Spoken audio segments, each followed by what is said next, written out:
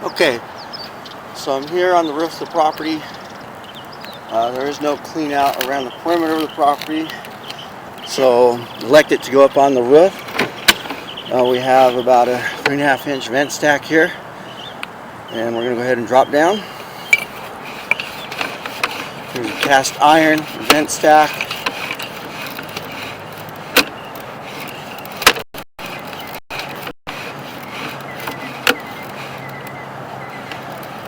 Definitely see the corrosion and scaling going on.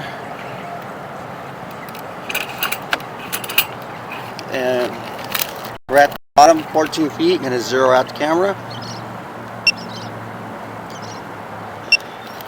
Okay, so heavy corrosion and scaling. Cast iron piping, you can see there, I cannot get through that. There's just too much blocking it. I'm going to try a different vent stack. At this point, we're definitely going to need a hydrojet and a descaling and able to run a camera through. But that is some pretty heavy corrosion scaling.